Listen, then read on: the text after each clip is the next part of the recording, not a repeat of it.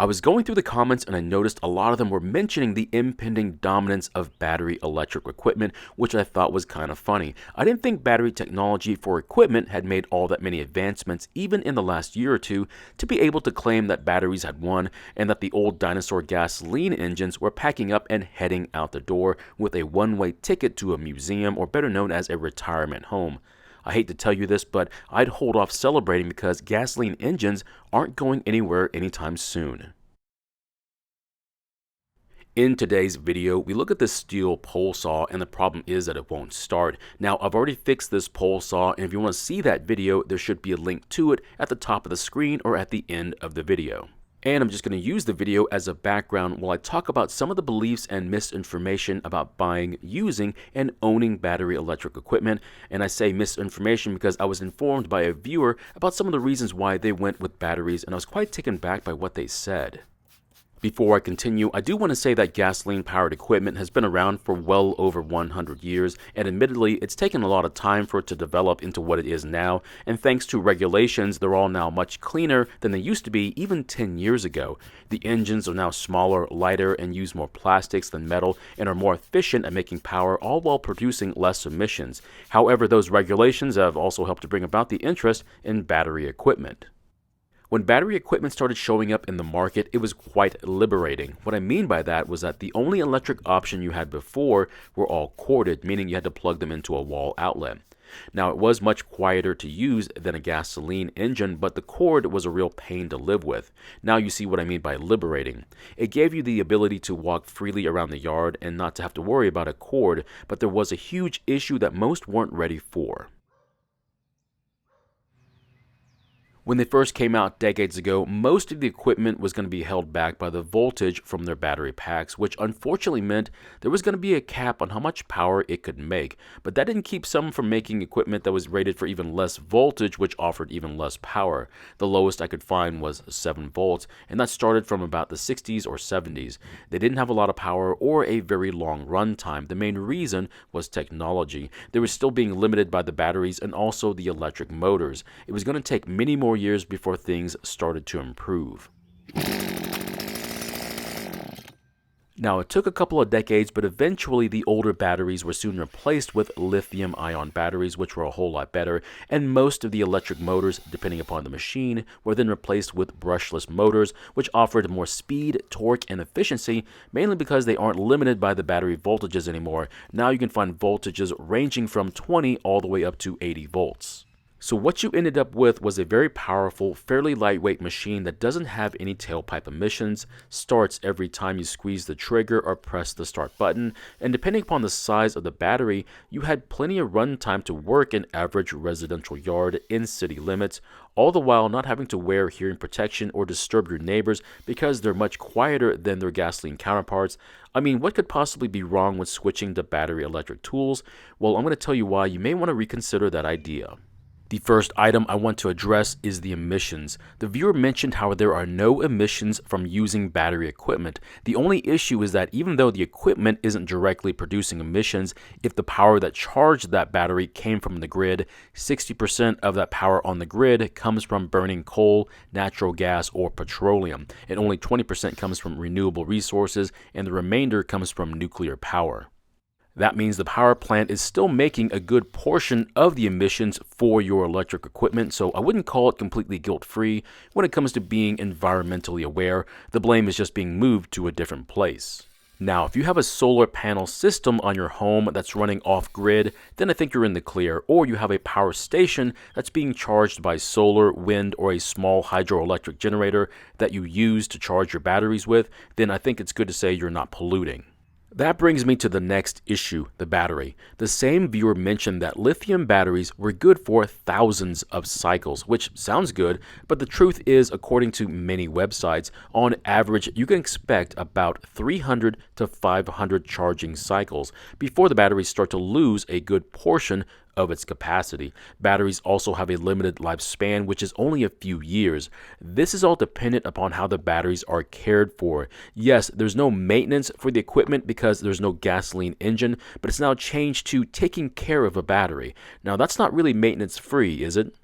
Now, Battery Care 101 was never a class I took in high school, but it seems like you'll need to be at least certified when looking after batteries.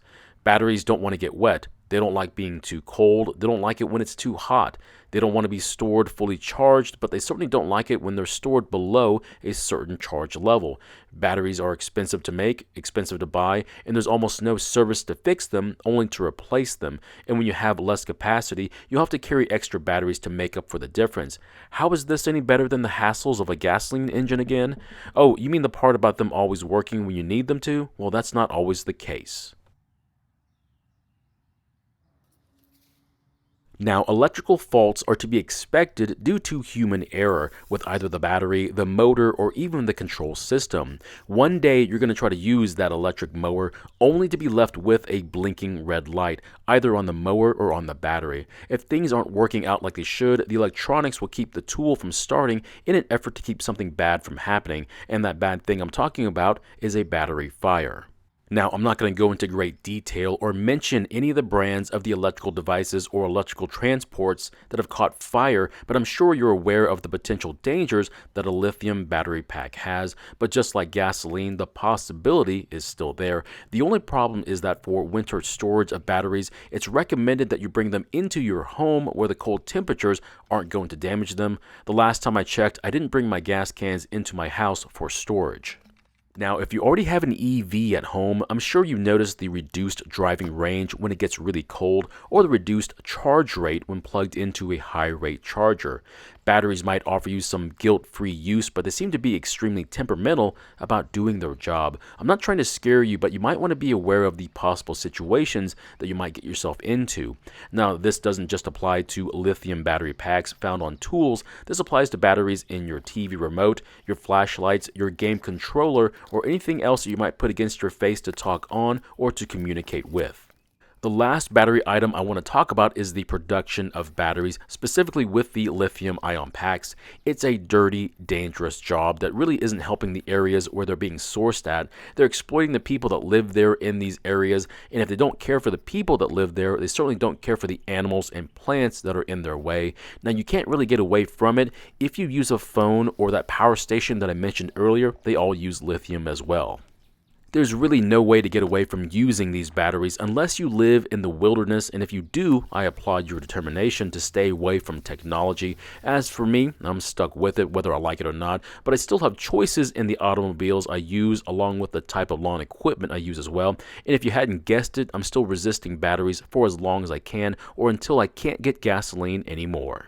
So here's my take on the whole battery issue.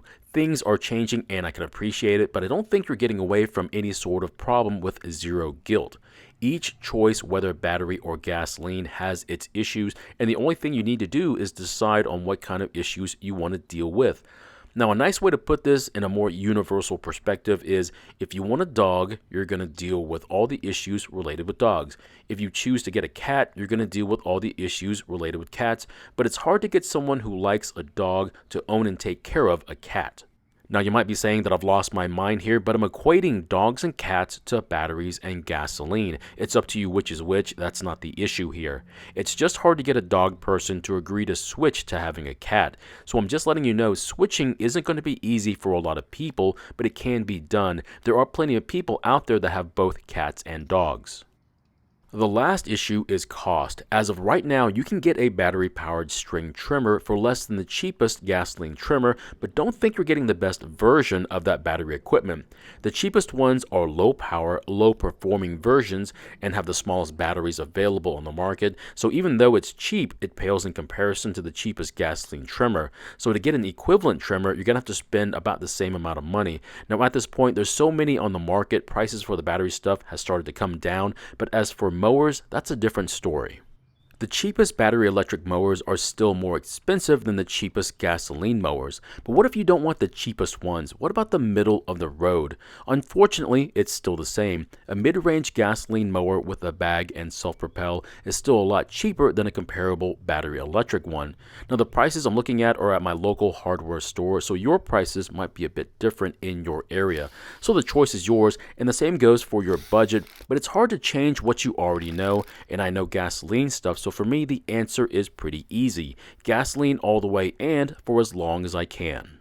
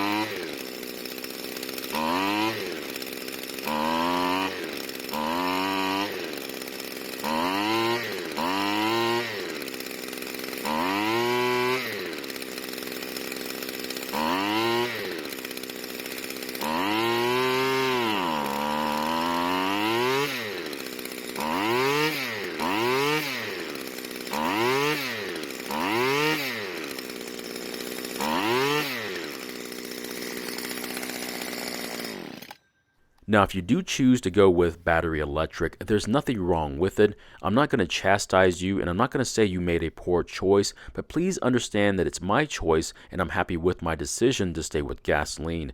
Now, my choice isn't perfect, but it doesn't mean that yours is perfect either, or even better. It just works for you. Now, one day I do plan on making a change. It'll just be unavoidable. There won't be any more gasoline equipment available, and if there is, there may not be any gasoline to put in them. When that time comes, I'll switch over and I'll do it very willingly. Now, I do plan on getting some battery stuff for the channel to test and compare to other gasoline stuff, but as for my choice, I don't have to tell you what it is. So my question is, do you have any battery equipment in your collection? And if you do, what do you think about them? Have they started showing signs of any less run time? Now, there's no better way to get information than by trying them out, but until then, sharing your experiences is the next best thing. Thank you for watching. I really do appreciate your time here. Please feel free to ask me any questions about this project or about your own projects, and I hope to see you in the next video.